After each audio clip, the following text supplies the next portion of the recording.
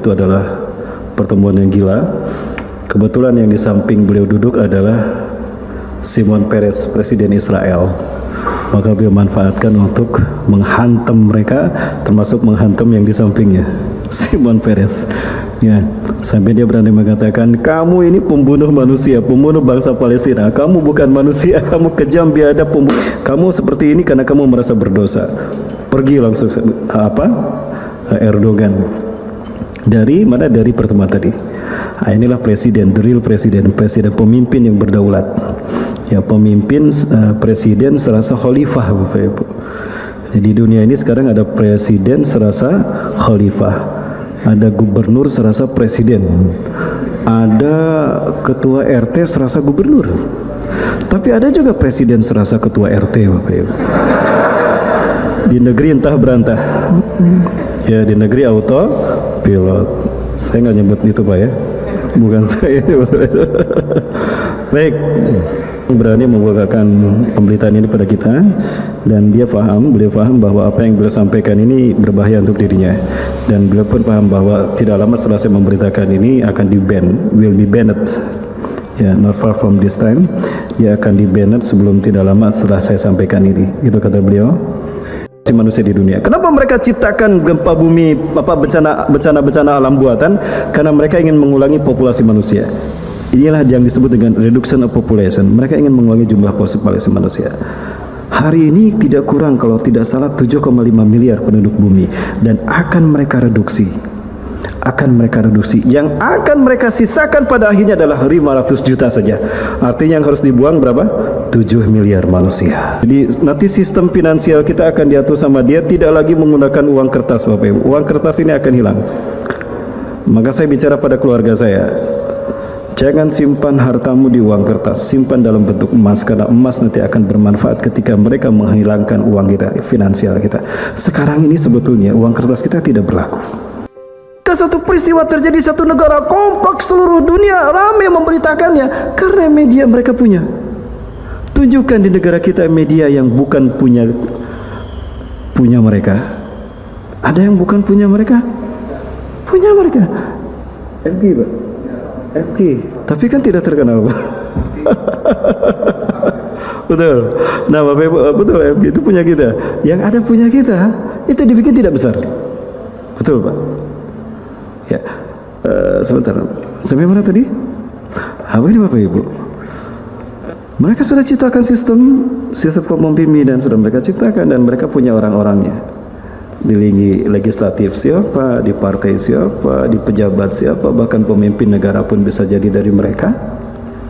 Ya, kemudian skenario mereka ciptakan, bagaimana bikin si ini, sekarang kamu yang berulah. Nah, dia dibikin berulah. Lalu dipublish di media, maka rakyat marah. Ketika rakyat marah, dipicu dengan gelombang tertentu, maka kemarahannya itu memuncak. Dan ini bukan hanya sekelompok orang, ramai-ramai mereka marah dan digiring untuk berkumpul di satu tempat. Dan ini yang terjadi. Ini mereka ciptakan. Dulu saya tidak pernah membayangkan mereka bisa sehebat ini, tapi demi Allah, inilah cara Dajjal menguasai manusia. Dajjal mengendalikan kita, sadar tidak sadar kita dikendalikan Dajjal. Dan ini sudah mereka coba, human augmentation.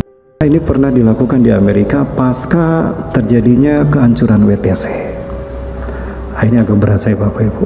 Inilah yang pertama kali saya angkat di media-media saya, di ceramah-ceramah saya, karena sudah jelas mereka terang-terangan sebetulnya, tapi sayang sekali hanya sedikit mereka yang menyadari ini. Bahkan saya dibilang gila ketika pertama saya menyampaikan ini. Ketika saya sampaikan faktanya, mereka baru percaya. Satu yang menjadi ruh dari teknologi ini semua untuk menguasai dunia adalah teknologi. Maka mudah bagi Allah untuk menghancurkan ambisi mereka dengan teknologi dicabut dari muka bumi.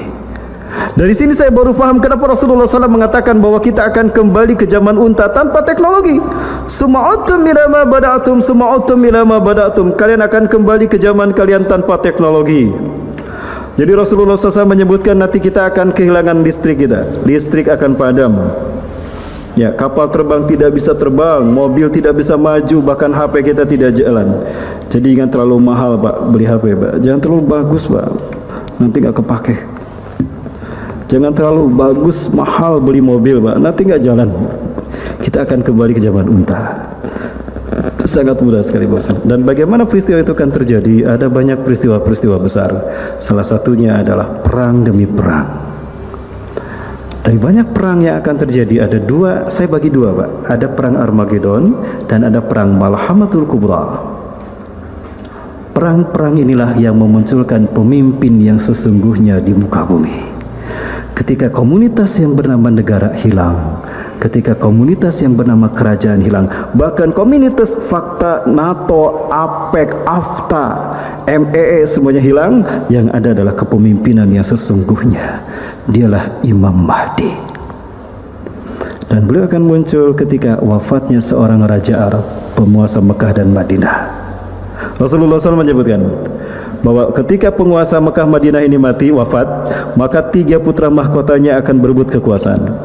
Yaktatilu salasatun 'inda kanzikum, akan berperang 3 orang laki-laki di sisi Ka'bah kalian. Inda kanzikum, para ahli hadis mentakwilkan di sisi Ka'bah kalian. Ya, kulhum ibnu khalifatin, 3-3-nya anak raja. Khalifah dalam arti raja, karena pada saat itu tidak ada khalifah. Ya, 3-3-nya anak raja, artinya putra mahkota. Jadi ketika raja penguasa Mekah Madinah wafat, maka 3 putra mahkotanya berperang berebut kekuasaan. Tsumma la yasiru ila wahidin minhum, tapi mereka tidak berhasil menjadi raja. Karena yang menjadi raja adalah Imam Mahdi. Pertanyaannya, siapakah raja penguasa Mekah Madinah sekarang? Putra mahkotanya MBS. Bapak Ibu sudah bisa melihat bagaimana kondisi Arab hari ini, mengerikan, Bapak Ibu. Ya, ada liberalisme sudah terjadi di sana. Sekulerisme, nauzubillah. Padahal itu adalah kota suci kita, Mekah dan Madinah. Nah, Bapak Ibu rahmati Allah Subhanahu wa taala, perang yang dimaksudkan ada 2, Armageddon dan Malhamatul Kubra. Armageddon, saya sebut Armageddon karena nuklir masih digunakan. Adapun Malhamatul Kubra, tidak ada nuklir, tidak ada teknologi. Manusia kembali berperang menggunakan tombak, pedang, panah dan kuda. Ya, ketepel boleh, Pak? Nanti Bapak siapkan ketepel, Pak. Ketepel betul ada, Pak, bisa. Artinya senjata kita pada saat itu manual, tidak ada teknologi. Tradisional. Ya, ketika beliau memimpin, Imam Mahdi memimpin, maka Islam akan menyebar ke seluruh dunia sampai tidak ada satu jengkal pun tanah di muka bumi melainkan Islam akan sampai ke sana. Tidak ada satu rumah pun melainkan Islam akan mengetuk pintu rumah mereka, baik di kampung ataupun di kota. Dan ketika beliau memimpin dunia, maka umat Islam akan kaya raya. Dia akan membagikan harta kekayaan tanpa menghitung-hitungnya. Jadi yang hari ini cicilannya masih besar, jangan khawatir. Beliau hadir lunas. Yang utangnya masih besar, jangan khawatir, nanti beliau datang lunas. Jadi yang keras doanya, Bapak Ibu, ya Allah, segera turunkan utuslah Imam Mahdi, ya Allah, ini debt collector mau datang ke rumahmu nagih, ya Allah. Boleh berdoa begitu, ya. Nah, Bapak Ibu rahmati Allah, kemudian dunia akan damai sejahtera ketika beliau memimpin dunia. Pertanyaannya, kapan beliau muncul? Baik, kita baca sama-sama ya. Kapan beliau muncul? Nah, ini jawabannya. Ikuti saya, Bapak Ibu sekalian. An Abi Hurairah, dari Abi Hurairah radhiyallahu an, semoga Allah meridhoinya. Qala, beliau berkata, qala, telah bersabda Rasulullah sallallahu alaihi wasallam,